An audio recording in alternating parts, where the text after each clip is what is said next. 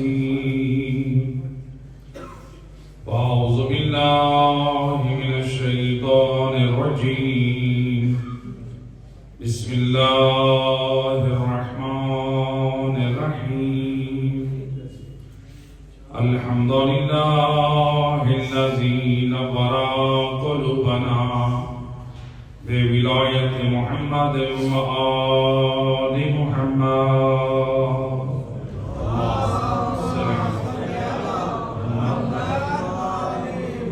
الصلاة والسلام على أشرف الأنبياء والمرسلين وخاتم النبيين أبي القاسم محمد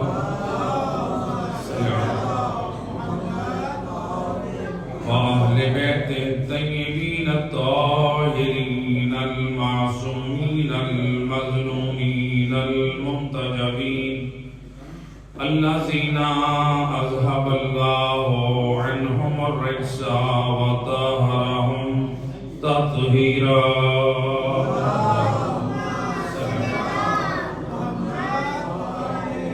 ولعنة الدائمة على أعدائهم أجمعين من يوم ظلمهم إلى يوم الدين أما بعد فقد قال الله سبحانه وتعالى في كتاب مجيد وفرقان الحميد وقوله الحق بسم الله الرحمن الرحيم كل نفس ذائقة الموت وإنما توفون أجوركم يوم القيامة صلوات پڑھیں اللهم صل على محمد ارباب اعزاز سورہ آل عمران کی آیت نمبر 185 کو تلاوت کرنے کا شرف حاصل کیا ہے۔ اس آیت مجیدہ میں اللہ نے حضرت انسان کو ایک عظیم پیغام کی طرف متوجہ کر دیا۔ اس آیت کا جو آدھا حصہ ہے کل نفس ذائقۃ الموت، ہر نفس نے موت کا ذائقہ چکھنا ہے، یعنی ہر ذی روح کے لیے موت حتمی ہے۔ جیسے ہی آیت پڑھی جائے تو ہر فرد بیٹھنے والا یہ فوراً سمجھ جاتا ہے کہ اس آیت میں جو میسج دیا جا رہا ہے کہ خداوند متعال یہ بتا رہا ہے کہ موت حتمی ہے، اور موت اس قدر حتمی امر ہے کہ اس پر جو وجود خدا کے منکر ہیں وہ بھی موت کے وجود کے قائل ہیں، انکار انہوں نے بھی نہیں کیا۔ لہذا اللہ اپنی لاریب کتاب میں جہاں یہ فرما رہا ہے موت حتمی ہے، کل نفس ذائقۃ الموت، ہر نفس کے لیے موت ہے، ساتھ یہ بھی فرمایا وَإِنَّمَا تُوَفَّى أَجُورَكُمْ يَوْمَ الْقِيَامَةِ، اور قیامت والے دن اللہ تم سب کو پورا پورا اجر دے گا، پورا پورا اجر دے گا۔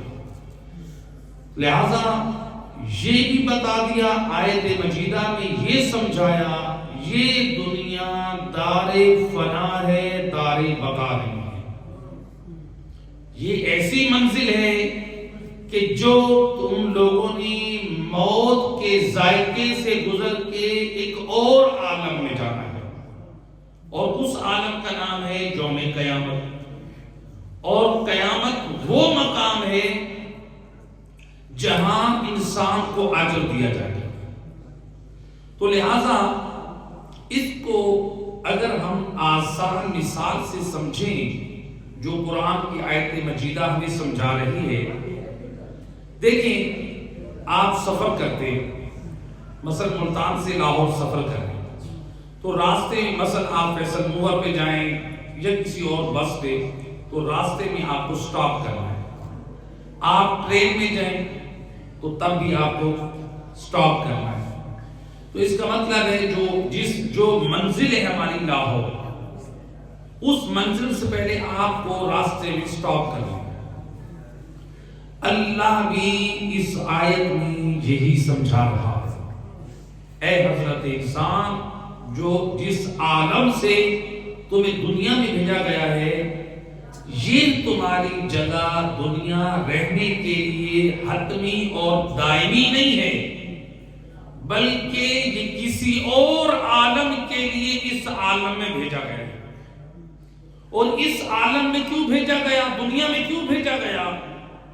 خود جواب دیا آیت میں، وَإِنَّمَا تُوَفَّوْنَ أَجُورَكُمْ يَوْمَ الْقِيَامَةِ، یقیناً قیامت والے دن تمہارے تمام اعمال کا اجر دیا جائے گا.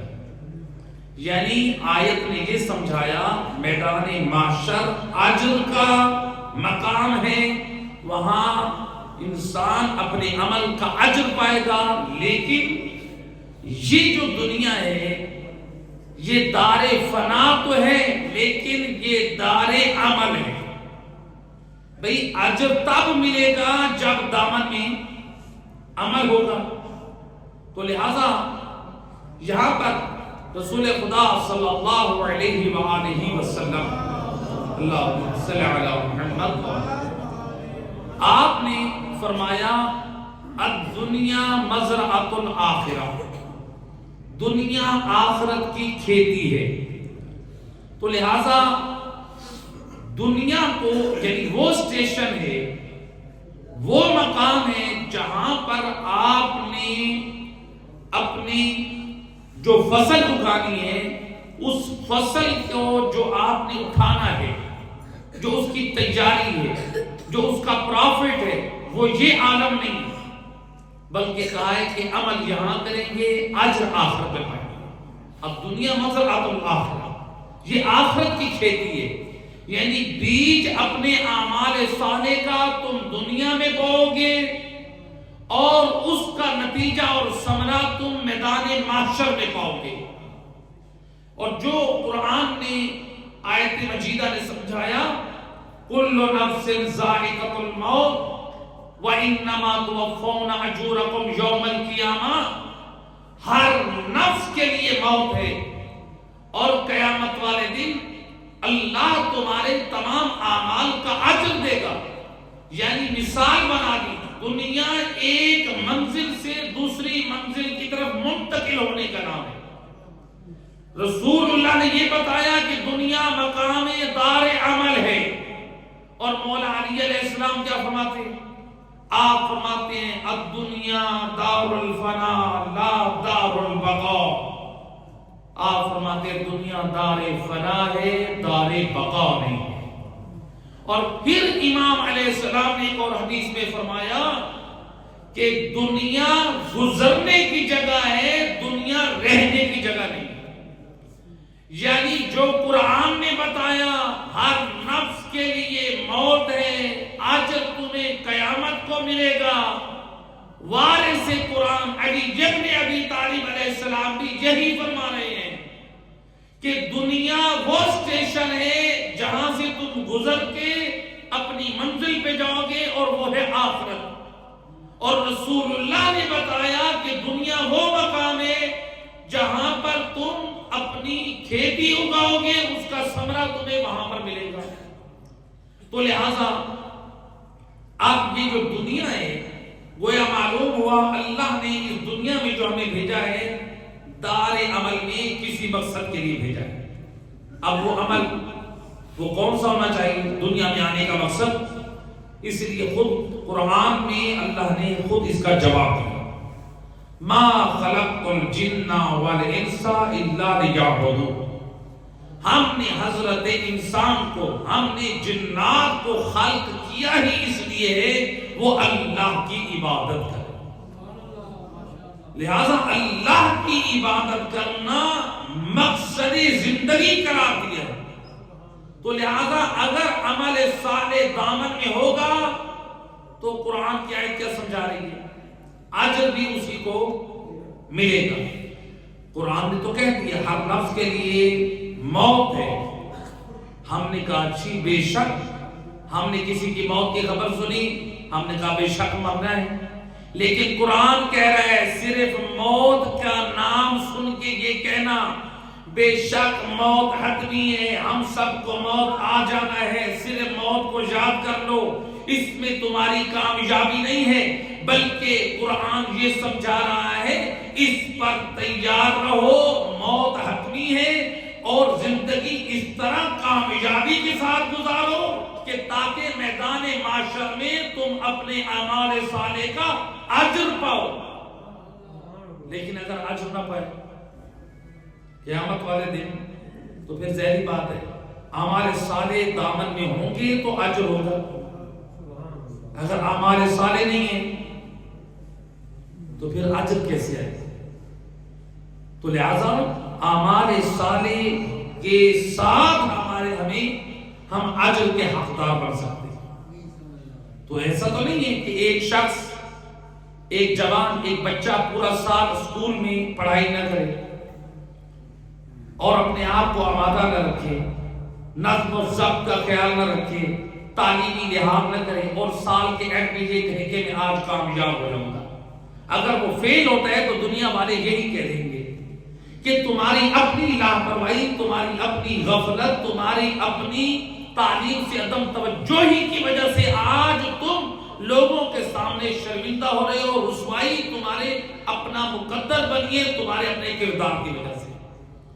تو کل میدان معاشر میں ایسا نہ ہو کہ ہماری میدان معاشر میں دنیا میں ہماری تیاری نہ ہو، ہم بھی میدان معاشر میں ایسے رسوا ہوں، ایسے نادم ہوں، ایسے پشیمان ہوں جیسے ایک اسٹوڈنٹ دنیا میں توجہ نہیں کرتا، اسکول کی طرف توجہ نہیں دیتا، اپنی پڑھائی کی طرف رغبت نہیں رکھتا، امتحانات کے لیے تیاری نہیں کرتا، صرف امید رکھے ہوئے میں کامیاب ہو جاؤں۔ تو کیا وارثان دین کیا ایسا کریں گے کہ ایک بد کردار اور بے دین کو بھی جنت میں بھجوا دیں اور ایک با کردار کو بھی جنت میں، دونوں کا ایک جیسا استقبال کریں؟ اس میں کوئی شک نہیں ہے کہ شفاعت اہل بیت علیہ السلام حق ہے، مذہب تشیع کی بنیاد عقیدہ شفاعت پر ہے، لیکن پہلے اپنے آپ کو اس منزل پر ہم لے جائیں کہ کوئی ایسے اعمال ہمارے دامن میں نہ ہو جو ہمیں شفاعت اہل بیت سے محروم کر۔ یہ خود ایک علیحدہ موضوع ہے جس کی فہرست ائمہ ہدی علیہ السلام نے بھی بیان کی، اور اس سے پہلے قرآن کی آیات ہے کہ کون کون سے بد نصیب ہیں جو خدا جن کی شفاعت سے جو لوگ محروم ہوں گے، اللہ نے قرآن میں ان کا تعارف کروایا، اور وہ کون کون سے بد نصیب ہیں جو شفاعت اہل بیت اور انبیاء سے محروم ہوں گے، جن کا تعارف خود وارثان قرآن نے کیا۔ قرآن میں بھی موجود ہے وہ افراد، اور وارثان قرآن کے یہ علیحدہ موضوع ہے۔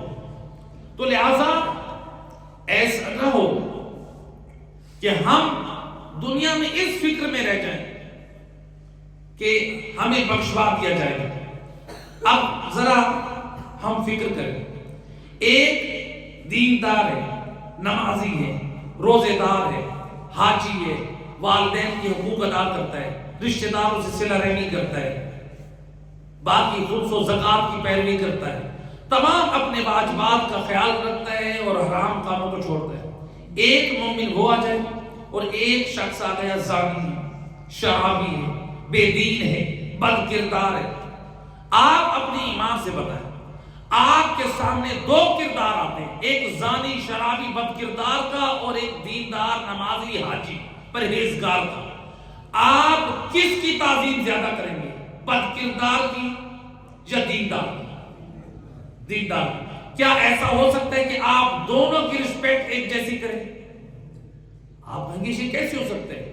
اس لیے کہ ہمارے معاشرے فطرتاً انسان میں ہے، اگر انسان کی اولاد میں ایک زیادہ دیندار فرما بردار ہو اور دوسری اولاد غیر فرما بردار، دین سے محبت رغبت نہ رکھنے والی ہو، جو والد اپنی دونوں اولادوں سے محبت رکھتا ہے وہی والد دونوں اولاد میں اپنی شفقت میں فرق کر جاتا ہے، اس کی دین کی محبت کی وجہ سے، اس کی فرما برداری کی وجہ سے۔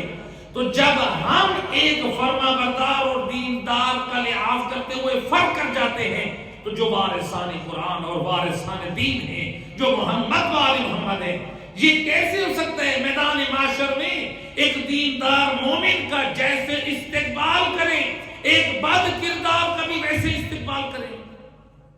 امام عادل ہے کہ نہیں؟ مولا علیہ السلام عادل ہے، عادل مان دے کہ نہیں مان؟ تو جب عادل ہیں تو کیا میدان معاشر میں امام علیہ السلام ایک دیندار اور غیر دیندار کی ایک جیسی سفارش کر کے ایک جیسا استقبال کر دے، تو پھر تو امام علیہ السلام یہ عدل کے منافی کام انجام دے رہے۔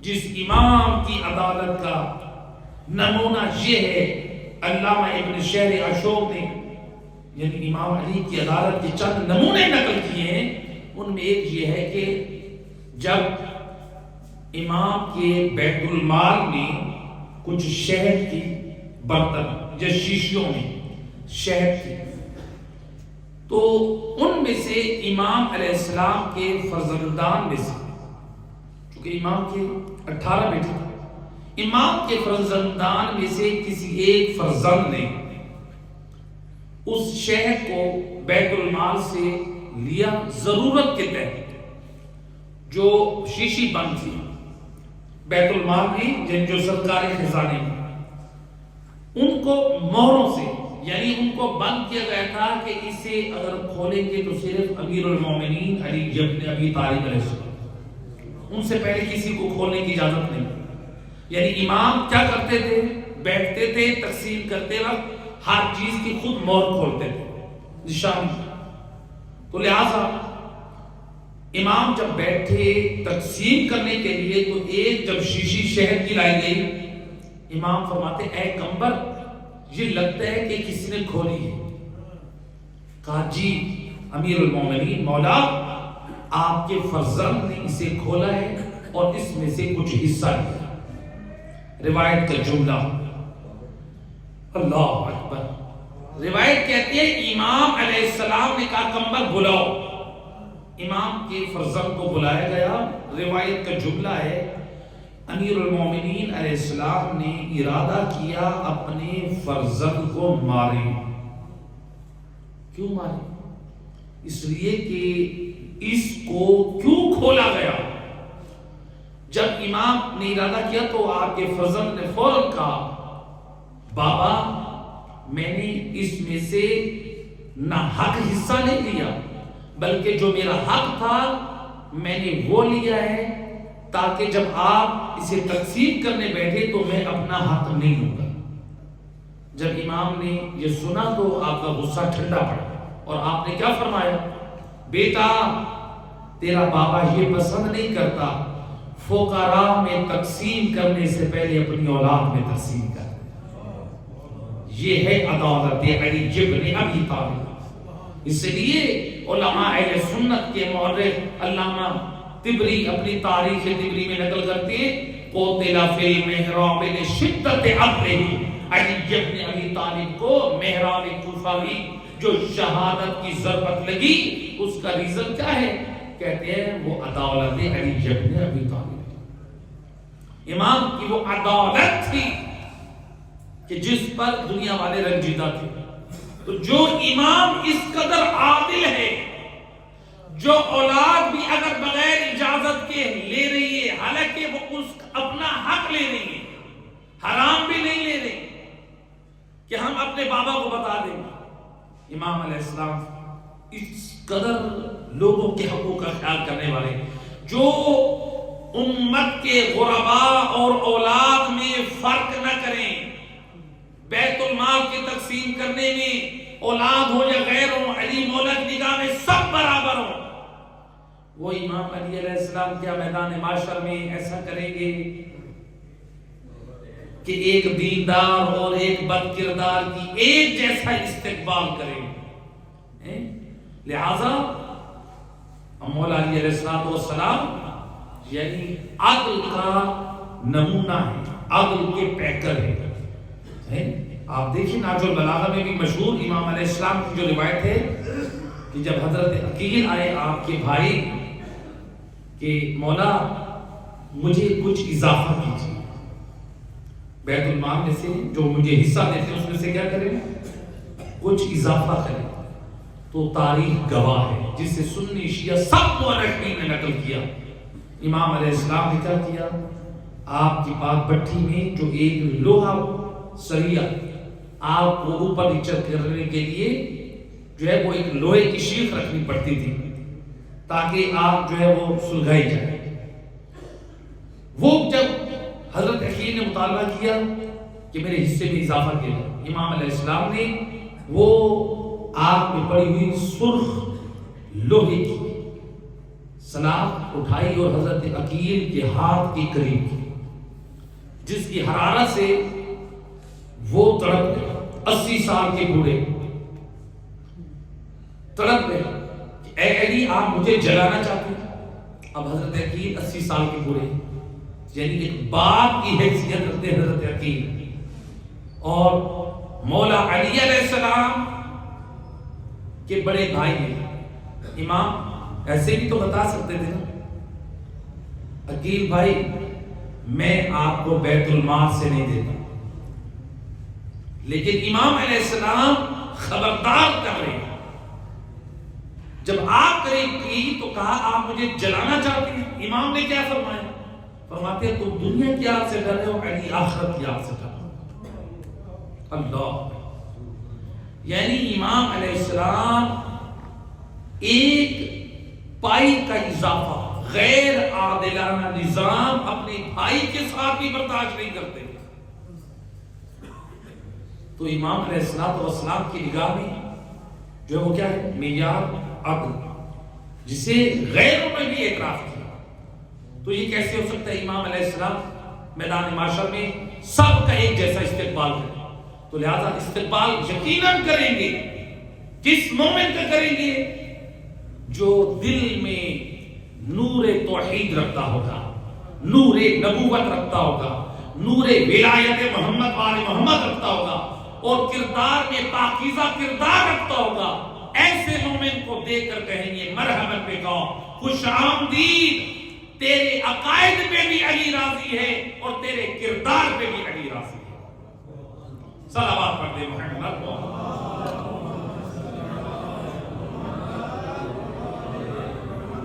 نعرہ تکبیر، نعرہ رسالت، یا رسول اللہ، نعرہ حیدری، یا حیدری، آواز بلند سلوات، اللہم صلی علی محمد.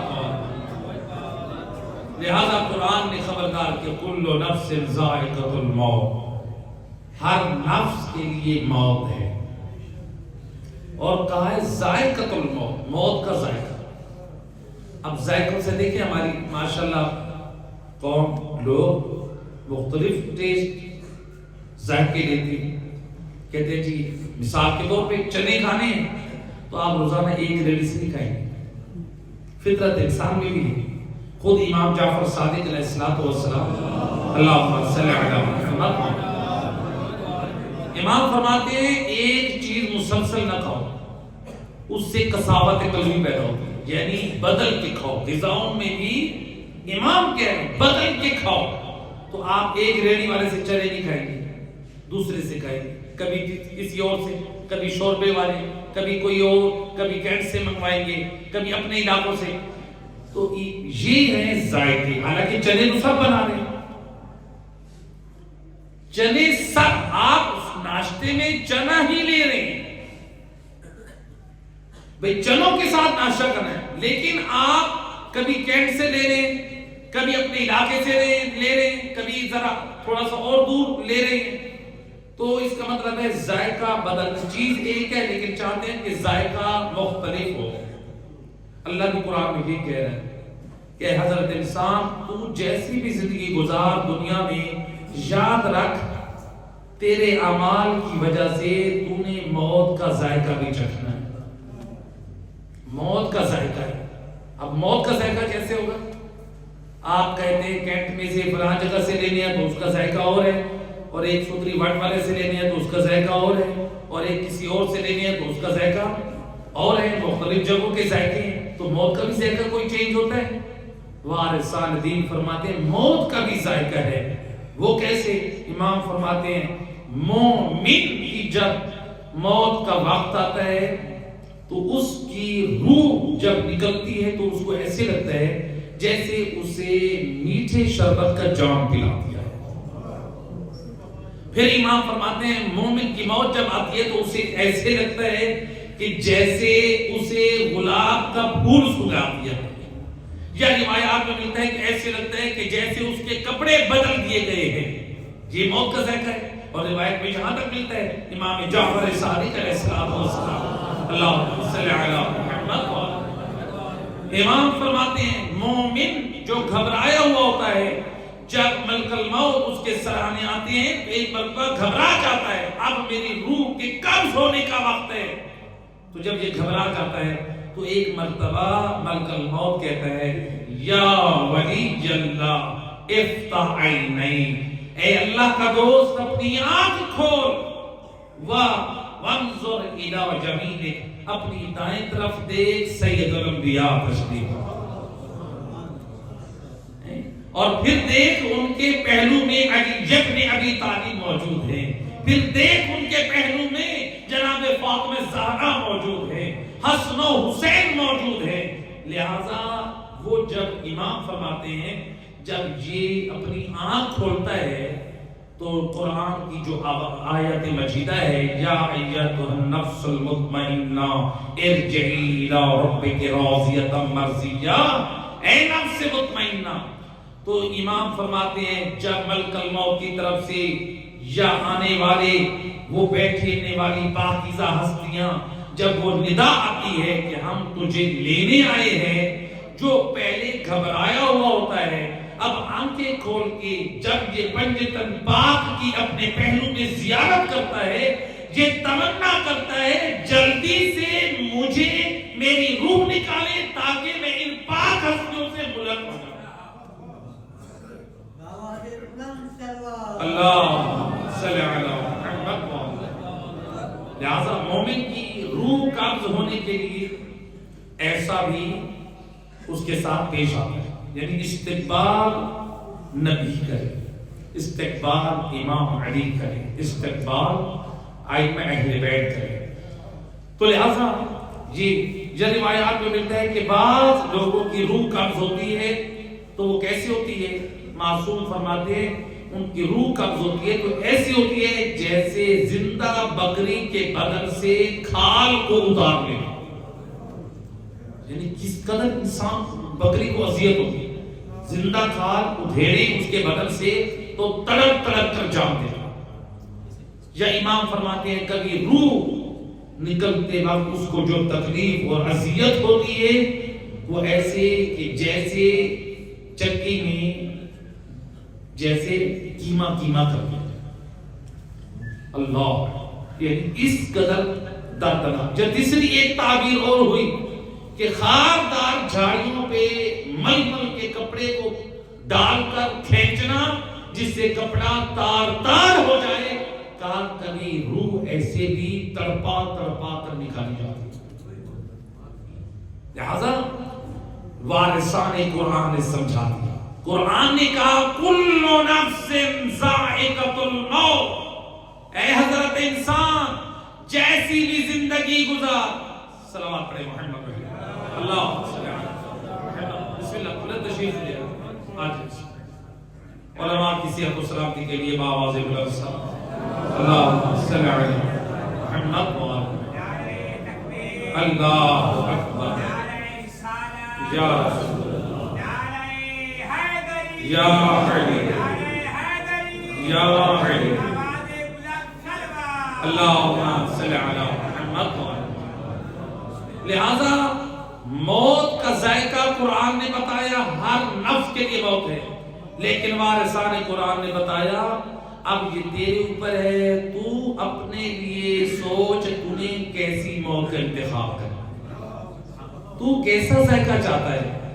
تیری موت کا ذائقہ مثل شربت ہو مثل پھول سونگنا ہو، مثل لباس تبدیل کرنا ہو، یا پھر تیری موت کا ذائقہ پھر ایسا ہو کہ خاردار جھاڑیوں پہ کپڑے کو ڈال کے کھینچا جائے تو تار ہو جائے، یا پھر اسی طرح سے چکی میں ڈالا جائے تو کیما کیما ہو جائے، یا پھر زندہ جانور کے بدن سے کھال اتار لی جائے۔ اب اے انسان تو فیصلہ کر تجھے کیسی موت چاہیے۔ اچھے اعمال، ایمان اور اعمال صالح کی زندگی گزارے گا تو یقیناً پھر موت کا ذائقہ ایک شربت کا جام ہوگا اور استقبال کرنے والے نبی اور آخری نبی۔ اور اگر بد کرداری کے ساتھ زندگی گزاری، روایات میں یقیناً موجود ہے، دیکھنے والا امیر المومنین علیہ السلام کو دیکھتا ہے، لیکن اگر ہوا بد کردار پھر بھی حسرت رہ جائے، اگر ہوگا منافق تو یہ اس کے دل میں حسرت ہوگی، کاش میں اس کے نور ولایت کا اقرار کر لیتا۔ لیکن اگر ہوا مومن اور بد کردار پھر بھی اس کے دل میں یہ حسرت ہوگی، اتنا پاک امام تھا، کردار بھی پاک تھا، اور میں کیا بد کرداروں کی زندگی گزار رہا۔ لہذا اب یہ ہمارے اوپر ہے ہم کیسی تیاری کریں، تو قرآن ہم سب کو خبردار کرے۔ لہذا اس لیے مومن کے اعمال کو سامنے رکھ کے میدان معاشر میں اجر دیا جائے اور ہمارے اعمال کو شکلیں دی جاتی ہیں، جیسے کہ علماء نے نقل کیا ہے، ہمارے علماء میں سے بہت عظیم ایک عالم گزرے ہیں، علامہ بہائی الدین عاملی، بہت عظیم شخصیت گزری۔ ان کی کتاب یعنی الکشکول عربک میں 3 جلدوں میں موجود۔ ان سے بعض علماء نے ان کی ایک کتاب ہے اربعینیات، جس میں اذکار اور اعمال ہے، اس سے علماء نے نقل کیے، اس اصل کتاب میں یہ موجود ہے۔ یہ خود نقل کرتے ہیں علامہ بہائی الدین عاملی، یہ کہتے ہیں کہ میں اصفہان کے ایک قبرستان میں ایک زاہد اور عابد جو ان کا دوست تھا، اس کی زیارت کے لیے گئے، یعنی قبرستان میں گئے، مومنین کی قبروں کی زیارت بھی ہو جائے اور اس عابد اور زاہد کی زیارت بھی ہو جائے۔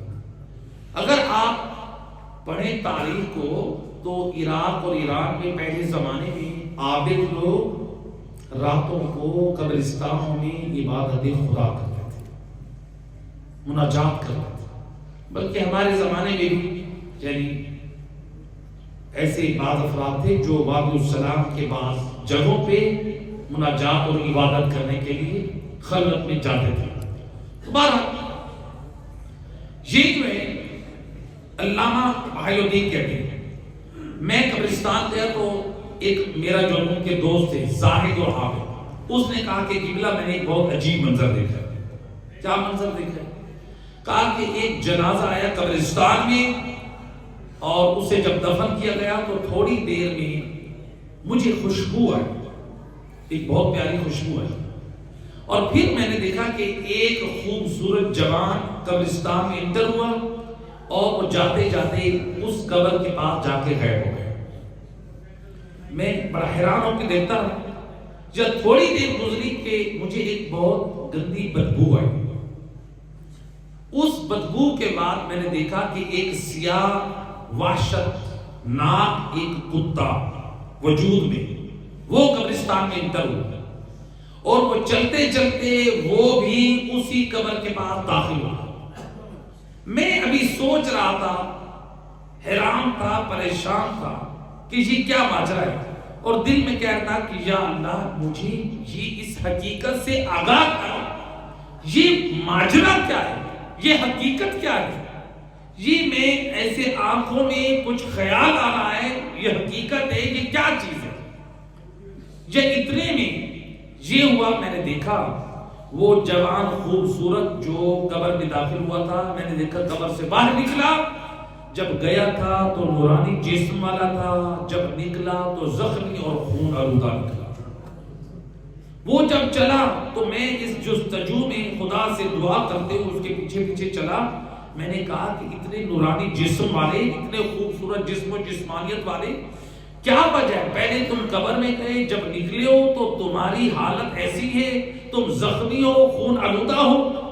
کہا کہ میں اس صاحب قبر کی نیک اعمال، میں نے چاہا اپنے صاحب کی جا کے قبر میں مدد کروں۔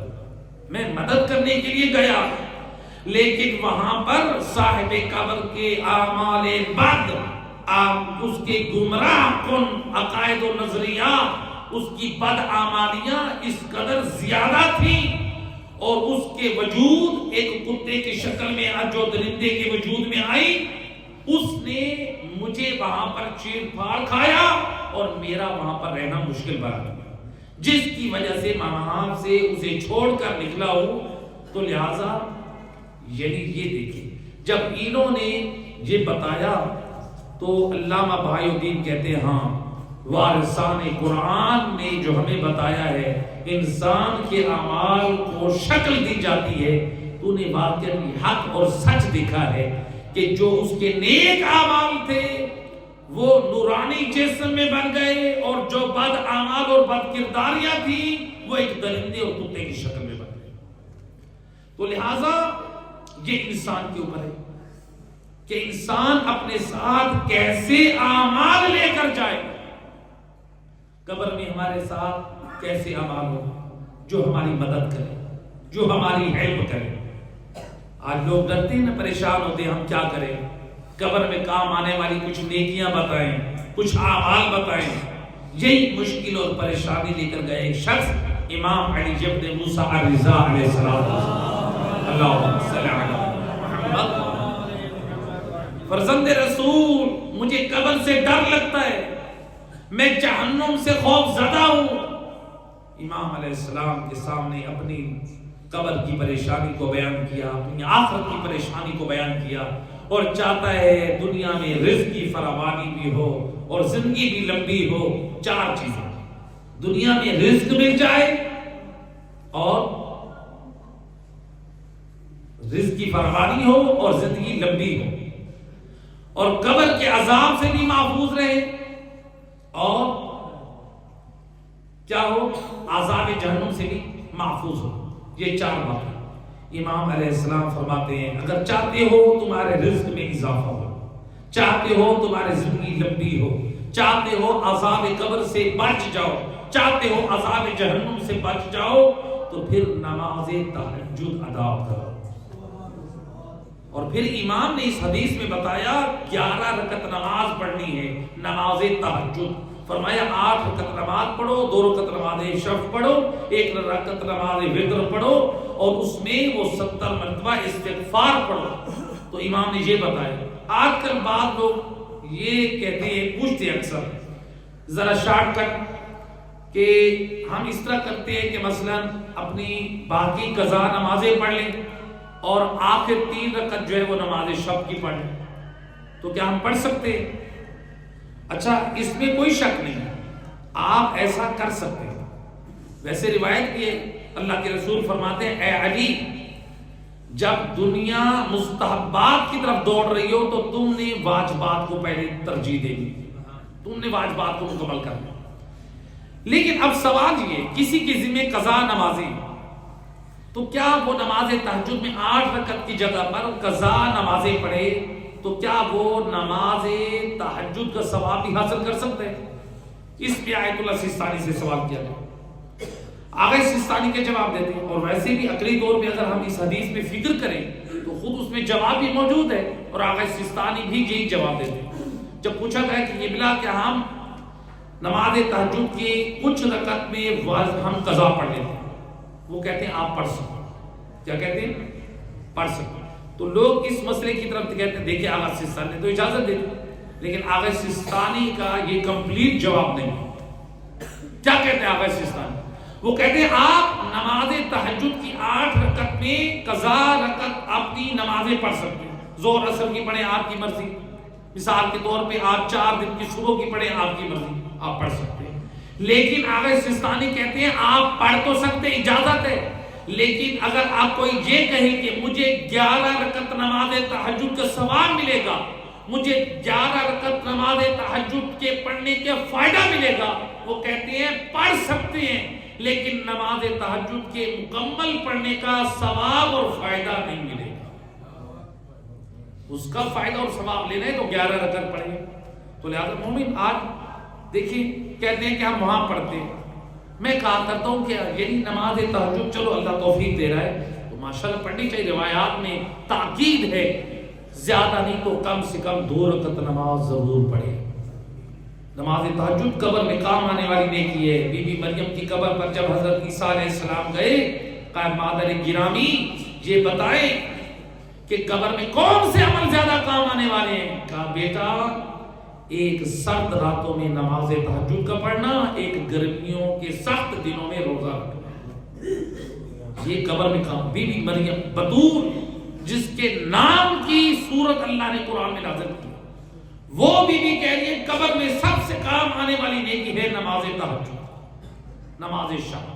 تو اگر کوئی یہ کہے کہ ہم وہاں پر پڑھ لیں، چلو قضا نمازیں بھی پڑھ لیں، تو جو پڑھ رہے ہیں خوش نصیب ہے، خدا توفیق میں اور اضافہ فرمائے۔ لیکن اگر پڑھ رہے ہیں تو دیکھیں آپ واجب کو جو ٹائم ہے، آپ جو دوسری چیزیں کو ٹائم دیتے ہیں دن کے ٹائم، آج کے زمانے میں ہمارے نوجوان نسل ہو، ہمارے بچے ہوں، ہمارے بڑے ہوں، اب تو ماشاءاللہ وہ بھی شامل ہو گئے کہ وہ موبائلوں کو لے کے ہم گھنٹوں گھنٹے بیٹھے رہتے ہیں، یعنی اپنا وقت برباد کر رہے ہیں، اپنا دین برباد کر رہے ہیں۔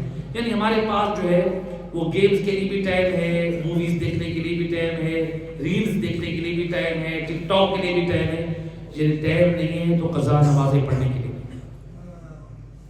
اپنے واجبات مکمل کرنے کے لیے۔ تو لہٰذا ان چیزوں کی طرف توجہ دیں۔ تو قبر میں کام آنے والی نیکیوں میں ایک بہترین عمل جو ائمہ ہدیٰ علیہ السلام نے بتایا وہ ہے نماز تہجد۔ اور آیت اللہ سستانی نے اس قدر آسانی کر دی، وہ کہتے ہیں آپ جیسے ہی نماز عشاء سے فارغ ہوئے آپ نماز تہجد پڑھ سکتے ہیں، پوری 11 کی 11 رکعت نماز۔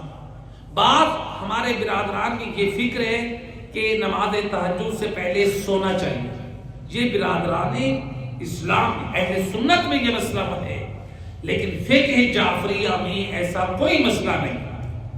آپ کو نماز تہجد سے پہلے سونا کوئی ضروری نہیں، آپ نماز عشاء سے فارغ ہوئے آپ نماز تہجد مسجد میں بیٹھ کے پڑھ کے جائیں۔ اور آغا سستانی تو اور بھی اجازت دے دی، نماز تہجد پڑھنا چاہ رہے ہیں ضروری نہیں کہ آپ کھڑے ہو کر پڑھیں، آپ بیٹھ کے بھی پڑھ سکتے ہیں۔ مثال کے طور پہ کوئی کہتا ہے کہ میں زیادہ تھک جاتا، کوئی بات نہیں، آپ بیٹھ کے بھی پڑھ سکتے ہیں۔ وہ 2 رکعت آغا سستانی کے نزدیک 2 رکعت ہی شمار ہو۔ تو لہذا قبر میں کام آنے والی نیکیاں اور ان میں، اور قبر میں کام آنے والے نیکیاں ان میں ایک اور نیکی ہے جو روایت ہے امام جعفر صادق علیہ السلام، اللہ صلی اللہ بار دیگر بآواز بلند صلوات۔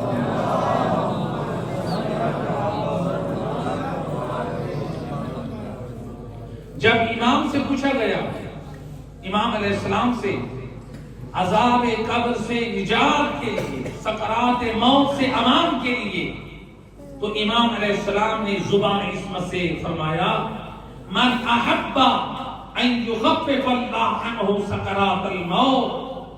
امام فرماتے ہیں اگر کوئی شخص یہ پسند کرتا ہے کہ اللہ اس پہ سکرات موت کم کر دے، اس پہ سکرات موت میں وقت موت اس پر کوئی تکلیف نہ آئے، اس کے لیے دشواری نہ ہو، امام علیہ السلام فرماتے ہیں فَلْيَكُنْ لِقَرَابَتِهِ وصولاً، ایسے شخص کو چاہیے اپنے رشتہ داروں کے ساتھ صلہ رحمی رکھیے۔ امام علیہ السلام فرماتے ہیں ہم کہتے ہیں سکرات سے موت سے بچنے کے لیے نماز وحشت قبر پڑھیں، بے شک یہ ثواب ہے، لیکن جو پہلا عمل ہے نماز، جو پہلی رات کو عذاب سے بچنے کے لیے وہ کون سی ہے؟ صلہ رحمی۔ بلکہ دیکھیں یہ ہے دفن کرنے کے بعد نماز وحشت قبر، ایسے کہ نہیں ہے، اس دن صدقہ بھی دیا جاتا ہے اور مستحب ہے، پہلے صدقہ دیں، اگر صدقہ نہیں دے سکتے تو پھر آپ نماز وحشت قبر پڑھیں۔ تو لہذا اگر دونوں کام کر لیں تو یہ افضل ہے، یہ ہے دفن کرنے کے بعد. لیکن جو دفن کرنے سے پہلے ہے وہ ہے سکرات موت.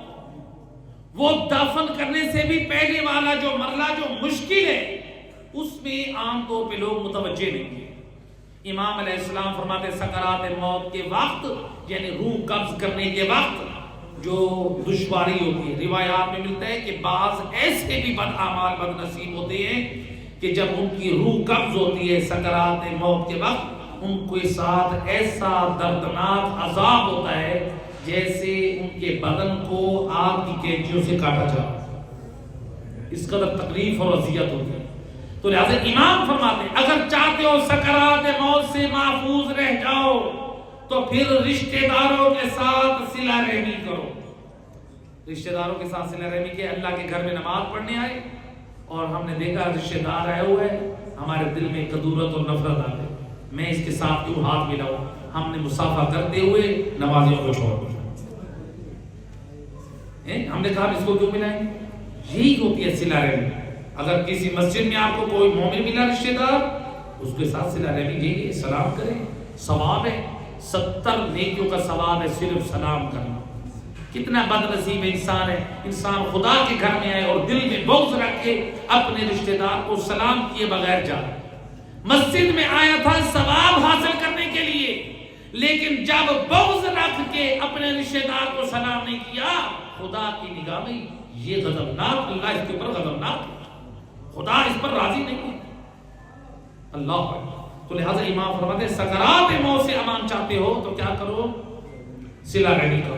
پھر امام علیہ السلام فرماتے ہیں وَلِوَالِدَيْهِ بَارًا، اور اپنے والدین کے لیے ان کے ساتھ نیکی کرنے والے بن، ان کے فرما بردار بن جاؤ.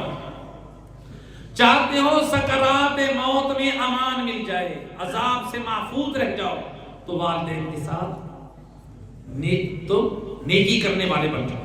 امام فرماتے فیضا کون کذالک، جب تم ایسے بن جاؤ گے، رشتہ داروں کے ساتھ صلہ رحمی کرو گے، والدین کے ساتھ نیکی کے ساتھ زندگی گزارو گے، حول اللہ علیہ سکرات الموت، تو ایسے شخص پر اللہ سبحانہ و تعالی سکرات موت کو آسان کر دیتا ہے. اور پھر فرمایا وَلَمْ يُصِبْهُ فِي حَيَاتِهِ فَقْرٌ أَبَدًا، اور ایسے شخص کو دنیا میں کبھی بھی تنگ دستی اور محتاجی کا سامنا نہیں کرنا پڑے گا. یعنی 3 فائدے حاصل. تو لہذا امام علیہ السلام نے بتایا رشتہ داروں کے ساتھ صلہ رحمی اور والدین کا خدمت گزار، تو جس سے انسان کیا ہے سکرات موت اس پر آسان ہوگی اور اللہ اس کو دنیا میں فقر و فاقہ سے محفوظ ہے. تو والدین کے ساتھ صلہ رحمی اور والدین 2 چیزیں. اس لیے روایات معصوم میں ملتا ہے کہ رشتہ داروں سے قطع رحمی کرنا، ان سے نفرت کرنا، ان سے بغض رکھنا، ان سے دور بھاگنا، معصوم فرماتے ہیں اس سے انسان کا رزق کم ہوتا ہے، انسان کی زندگی کم ہوتا ہے، انسان جو ہے انسان کی عزت کم ہوتا ہے. لہذا روایت امام محمد باقر علیہ السلام اللہم صلی علی محمد وآلہ، امام فرماتے ہیں من یضمن لی بر الوالدین وصلۃ الرحم ازمن لہ ثلاث، جو شخص مجھے 2 کاموں کی گارنٹی دے دے میں وارث دین اس کو 3 چیزوں کی ضمانت دیتا ہوں. مولا کون سے 2 کام؟ فرماتے ہیں من یضمن لی بر الوالدین وصلۃ الرحم، اپنے والدین کے ساتھ نیکی کرو اور رشتہ داروں کے ساتھ صلہ رحمی کرو. وارث دین فرماتے میں 3 چیزوں کی ضمانت دیتا ہوں. مولا وہ کون سی؟ فرمایا زیادت العمر، اللہ زندگی لمبی عطا کرے گا، وکثرت المال، مال اتنا کثرت سے ہوگا تمہارے بینک بیلنس بھر جائیں گے. یہ وارث دین کہہ رہے ہیں وکثرت المال، مال کی کثرت ہوگی، مال کی ریل پیل ہوگی. اور فرمایا والمحبہ فی العشیرہ، اللہ خاندان میں عزت عطا کرے. آج ہر شخص نہیں چاہتا میری خاندان میں عزت ہو، چاہتا ہے کہ نہیں چاہتا؟ ہر شخص چاہتا ہے میری زندگی کیا ہو؟ لمبی ہو. ہر شخص چاہتا ہے کہ مال کی کثرت ہو اور زندگی لمبی ہو لہٰذا امام علیہ السلام یہی تو فرماتے ہیں، اور خاندان میں عزت زیادہ ہو، مال میں کثرت ہو اور زندگی لمبی ہو، یہ تین چیزیں ہر شخص تقاضا کرتا ہے۔ امام فرماتے ہیں پھر دو کام تم کرو، ان تین کاموں کی ضمانت ہم دیتے ہیں۔ والدین کے فرما بردار بن جاؤ، رشتہ داروں کے ساتھ صلہ رحمی کرنے والے بن جاؤ۔ مومن کو دیکھیں تو سلام کریں، ہنس کے اس کو مصافحہ کریں، مومن کے ایک مقام اور عظمت ہے۔ روایت امام جعفر صادق علیہ السلام، اللہم صلی علی محمد و علی محمد، امام فرماتے ہیں مصافحۃ المومن افضل من مصافحۃ الملائکہ۔ امام فرماتے ہیں یاد رکھو، مومن سے مصافحہ کرنا، جس کے دل میں علی اور اولاد علی کی محبت ہے، اس سے مصافحہ کرنا فرشتوں سے مصافحہ کرنے سے افضل ہے۔ آج کسی کو فرشتہ مصافحہ کر دے تو وہ پورے فخر دنیا میں چرچا کرے گا کہ میرے ساتھ تو ملائکہ مصافحہ کر گئے ہیں۔ امام فرماتے ہیں مومن سے مصافحہ کرنا ملائکہ کے ساتھ مصافحے سے افضل ہے۔ اللہ، لہذا رشتہ داروں کے ساتھ صلہ رحمی، والدین کے ساتھ نیکی۔ آئیں، چونکہ ایک والدہ کی سارے ثواب کی مجلس ہے تو روایت ہے والدہ کی کیا شان اور عظمت ہے، اور پھر میں مسائل کی طرف آ رہا ہوں۔ روایت ہے کہ صاحب تحفۃ الواعظین نے اس روایت کو نقل کیا ہے۔ پرانے زمانے میں ایک نوجوان جو اپنی ماں کا بڑا فرما بردار اور خدمت گزار تھا، آدھی رات کو ماں نے کہا بیٹا مجھے پیاس لگی۔ بیٹے نے دیکھا کہ گھر میں جو مٹکا تھا وہ خالی، پانی نہیں، اور اس زمانے میں گھروں میں تو کوئی نل یا کسی موٹر کا انتظام نہیں ہوتا تھا، اس زمانے میں تو لائٹ بھی نہیں ہوتی تھی، لہذا وہ اس نے کیا کیا، مشکیزہ اس نے اٹھایا مشک، اور دور کسی کنویں پر وہاں سے اس نے پانی لانا تھا۔ ماں نے پانی مانگا، یہ نہیں کہا اماں صبح لا دوں گا، اب رات کا یہ وقت ہو چکا ہے۔ ماں کو ماجوس نہیں کیا، ماں کی فرما برداری دیکھی۔ روایت کہتی ہے کہ یہ شخص مشک لے کر کنویں پہ گیا۔ جب یہ گھر سے نکلا تو گھر کے باہر ایک چور، آوارہ انسان، اس نے دیکھا، کہا کہ اس کی ماں جو بوڑھی ہے وہ تو آنکھوں سے نابینا ہے، اور جب یہ جوان چلا گیا تو گھر اس کا مطلب ہے خالی، تو کیوں نہ میں اس گھر کا صفایا کروں۔ اب وہ چور چوری کے ارادے سے اس گھر میں داخل ہوا، اس نے جا کے ایک کمرے سے سامان باہر نکالا، دوسرے کمرے سے بھی سامان جو تھا مختصر، پرانا زمانہ، غریب لوگ، سادہ سامان، اس نے سارا گھر کے سین میں اکٹھا کیا۔ اب گٹھڑی بنا کے گھر سے باہر نکلنا چاہتے ہیں۔ جب باہر نکلنا چاہتے ہیں تو جو دروازہ تھا وہ دیوار میں بدل گیا۔ ایک مرتبہ حیران پریشان ہے، جس دروازے سے آیا ہوں جہاں پہ بھی گھوم کے دیکھتا ہوں کہیں پر دروازہ نہیں ہے، ہر طرف دیوار ہی دیوار ہے، یہ ماجرا کیا ہے؟ پریشان ہوا تھوڑا سا کہ میں چکرا تو نہیں گیا، کہیں میری آنکھیں تو نہیں خراب ہو گئی، لیکن ایک مرتبہ سامان کو رکھ دیا۔ جیسے سامان رکھا، سامنے سے وہ دروازہ نکلنے کا دکھائی دینے لگا۔ ایک مرتبہ خوشی سے جلدی سے سامان کو اٹھایا اور دروازے کی طرف دوڑنے لگا۔ جب دروازے کی طرف دوڑنے لگا دیکھا وہی دروازہ دیوار میں تبدیل ہو گیا۔ 3 مرتبہ کیا، 3 مرتبہ ایسا ہوا۔ اب مایوس ہو کے پریشان بیٹھے، اب تو میں جا بھی نہیں سکتا۔ اسی لمحے اس کی آنکھ لگی، عالم نیند میں، اس غشی میں اس کو ایک جواب ملا۔ یہ وہ جوان ہے جو اپنی ماں کی فرما برداری میں کوشاں رہتا ہے، تو تم اس جوان کے گھر کا مال لے جاؤ گے، یہ اپنی ماں کا فرما بردار ہے، تو اللہ نے اپنے اوپر لازم کیا ہے جو ماں کا فرما بردار ہے خدا اس کی جان اور مال کی حفاظت کرتا ہے۔ اللہ، یعنی ماں کی فرما برداری، والدین کی یہ عظمت ہے، یعنی چور کے سامنے وہ دروازہ دیوار میں بدل جاتا ہے۔ اب جب یہ گھر میں بیٹھا ہے جواب اس کو مل گیا. یہ جو دروازہ دیوار میں تبدیل ہو جاتا ہے اس کا ریزن کیا ہے؟ وہ جوان اپنی والدین کا خدمت گزار، وہ نیک اور پارسا. اللہ اکبر. یا تھوڑی دیر میں دروازہ جو ہے وہ کھلا اور وہ جو جوان تھا وہ اندر ہے. جی کھڑا ہو، وہ پریشان، میرے گھر کا سامان یہاں پڑا. کہتا ہے ایک تو تجھ سے معذرت چاہتا ہوں اور دوسرا تجھے مبارک ہو، تو اپنے ماں کا اس قدر فرما بردار ہے کہ اللہ نے تیرے مال کی حفاظت کی ہے. میں نے جتنا گھر سے نکلنے کی کوشش کی تیرا دروازہ ہر وقت میرے لیے دیوار پر جاتا تھا. تو لہذا یہ ہے والدین کی عظمت، یہ ہے والدین کا مقام. تو لہذا والدین کی حقوق ان کو فراموش نہیں کرنی چاہیے، بلکہ والدین کی زندگی میں بھی ان کے حقوق ہمارے اوپر واجب ہیں، اور ان کی وفات کے بعد بھی ہمارے اوپر ان کے حقوق واجب ہیں. روایت ہے رسول خدا صلی اللہ علیہ وآلہ وسلم ایک مرتبہ آپ مسجد نبوی میں بیٹھے ہیں اور سید الانبیاء رو رہے ہیں. آپ کے رونے کی وجہ سے اصحاب نبی رونے لگے. یا رسول اللہ اتنا رو رہے ہیں؟ فرماتے ہیں تمہارے جو مردے ہیں ان کے رونے نے مجھ نبی کو رلا دیا. کیوں رلا دیا یا رسول اللہ؟ کہتے ہیں وہ تمہاری در و دیوار پہ آ کے بیٹھے ہیں اور فریاد کر رہے ہیں اے ہمارے بچوں، اے ہماری اولادوں، تمہارا کچھ خرچ کرنے سے تمہارا زیادہ جائے گا نہیں اور ہمارا بہت کچھ بن جائے گا. اور اللہ کے رسول فرماتے ہیں وہ فریاد کرتے ہیں ہمارے لیے کچھ کھانے کے لیے بھیجو، ہمارے لیے لباس کے لیے کچھ بھیجو. اس لیے حدیث میں فرمایا ارحموا موتاکم، اپنے مردوں پر رحم کرو، یعنی ان کو ہدیے بھیجو، ان کو تحفے بھیجو.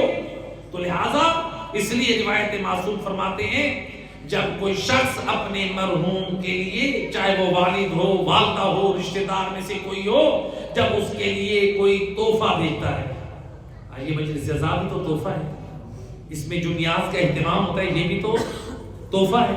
تو لہذا جب بھی کوئی نیک عمل کرے والدین کے لیے ان کو ضرور یاد رکھے. اللہ کے رسول فرماتے ہیں، معصوم فرماتے ہیں جب کوئی اپنے مرحومین کے لیے کوئی تحفہ بھیجتا ہے آواز قدرت آتی ہے جبرائیل 70,000 ملائکہ کو لے جاؤ، جنت سے تشت کے تحفے بھرے ہوئے، اور جاؤ میرے اس بندے کو قبر میں وہ تحفے پیش کرو.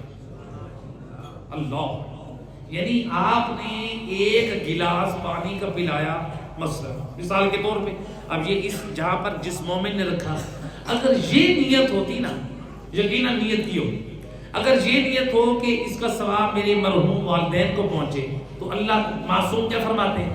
خدا جبرائیل سے کہتا ہے اے جبرائیل 70,000 فرشتوں کو لے جاؤ جو جنت کے تشت اور نعمتیں ہوں، جن میں جنتی لباس ہوتے ہیں، جو جنتی تحفے ہوتے ہیں، وہ لے جاؤ اور میرے عبد کو پیش کرو.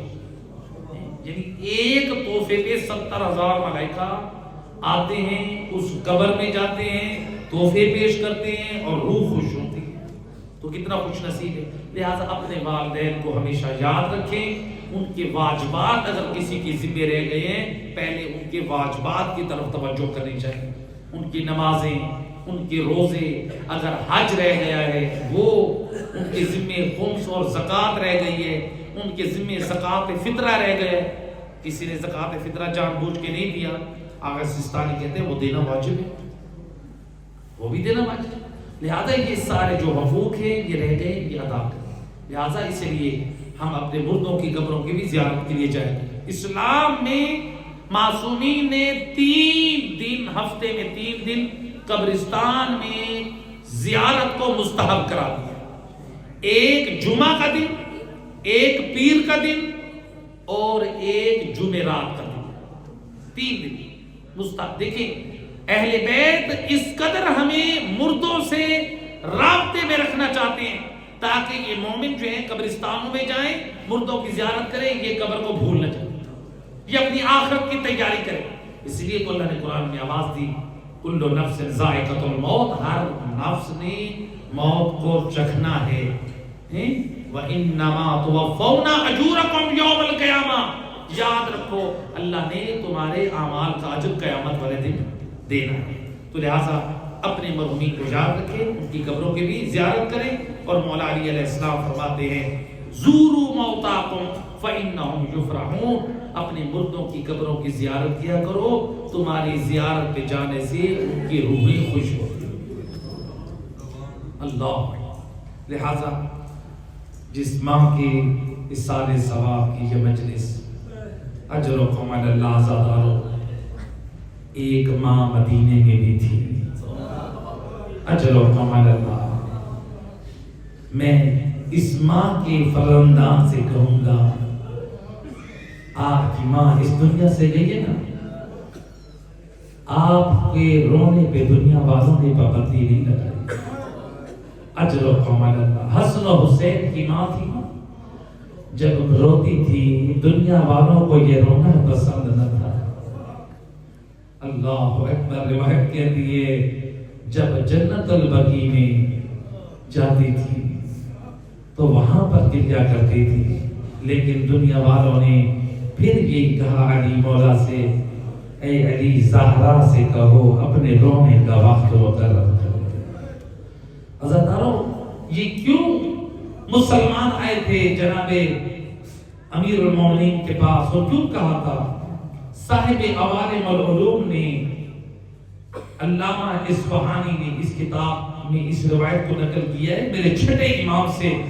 جب پوچھا مولا فرزند رسول ایسا کیوں تھا، دنیا والے کیوں آئے تھے علی مولا کے پاس؟ فرماتے ہیں اس لیے جب بنت رسول کھریا کرتی تھی نا، ان کے رونے کی آواز میں جو حزن تھا مدینے میں حزن ہو جاتا۔ جو شیر خار بچے اپنی ماؤں کا دودھ پی رہے ہوتے تھے، اے ان پر یہ اثر ہوتا، وہ ماؤں کا دودھ چھوڑ دیتے، اے مدینے کی فضا غمزدہ ہو جاتی، اے پرندے دیواروں پہ حزن کی صدائیں نکالتے۔ اس لیے مدینے کے لوگ کہتے تھے ہمارے لیے یہ دشوار ہے، اب بنت رسول صبح و شام روئے، اے ہمارے معصوم بچے، اے مدینے کی فضا میں حزن ہے۔ اے میں کہوں گا اے اجرکم علی اللہ زادارو، ہائے میں عرض کروں گا ہے رونے والوں، اے دنیا والوں نے جناب زہرا کا رونا پسند نہ کیا، اے میں قربان عجب نہیں، اور جب نبی ذاتی دنیا سے رخصت ہوئی ہو، اور جب علی کی بیٹیوں کے پاس اے مدینے کی مسرات آئی ہو کہ ہم تمہیں تعزیت دیتی ہے اور تمہاری ماں زہرا دنیا چھوڑ گئی ہے، عجب نہیں بی بی نے بڑھ کے کہا ہو اب تو خوش ہو گئی، اور جن سے میری ماں زہرا کا رونا برداشت نہ تھا۔ اجرکم علی اللہ، اے حسن و حسین کی ماں زہرا، اے اس ماں کا ذکر ہو جائے، اے میں قربان، اے جس مرحومہ کی سال ثواب کے مجلس ہے، اے میں کہوں گا اے مرحومہ کی اولاد، جب آپ نے اپنی ماں کا جنازہ اٹھایا، ہائے رشتے دار آئے، سب نے کہا بھی دیا، آپ کی ماں کا جنازہ دل کی روشنی میں اٹھا، اے میں قربان جب حسن و حسین کی ماں کا جنازہ اور جب مدینے میں اٹھا، اے روایت کہتی ہے اٹھانے والے 3 امام ہیں، اے 4 صحابی ہیں، اور پورا مدینہ نبی کے صحابہ سے بھرا ہوا، اور بنت رسول کا جنازہ اے رات کے اندھیرے میں اٹھا، اے میں قربان۔ اور دنیا کا دستور ہے جب دفن کرتے ہیں نا، دفن کرنے کے بعد قبر کا تعویذ بند کرتے ہیں، قبر ایک ہی بناتے ہیں، اے میں قربان کیا مجبوری تھی، اور روایت کہتی ہے میرے علی مولا نے اس صحرا کی 40 قبروں کے نشان بنائے۔ اجرکم علی اللہ، اے علی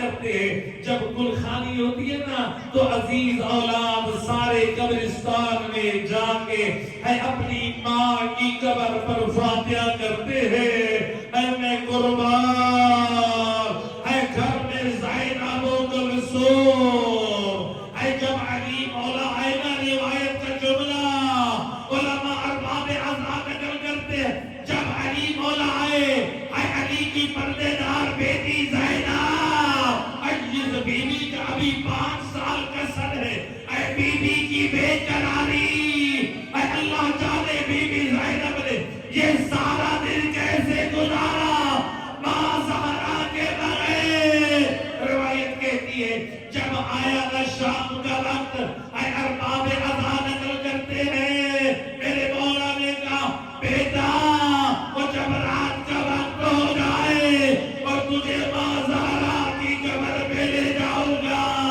وہ جب رات کا اندھیرا آیا ایک مرتبہ وہ زینب و کلثوم نے سر پہ لائے رکھی اے قافلہ ایک گیا تھا وہ مہیلا میں آگے آگے نبی تھا اور پیچھے علی تھا درمیان میں پردے دار مستور نبی زادی زہرا حسن و حسین ساتھ آج ایک اور قافلہ چلا اے آگے آگے علی ہے اے ساتھ حسن و حسین 2 پردے دار بیویاں ایک زینب ہے ایک ام کلثوم ہے روایت کہتی ہے جب یہ قافلہ چلا اور بی بی زہرا کی قبر کی طرف مزار مصطفیٰ پہ اے چراغاں جل رہی تھی میرے مولا نے آواز دی حسن بیٹا جلدی سے چراغ گل کر دے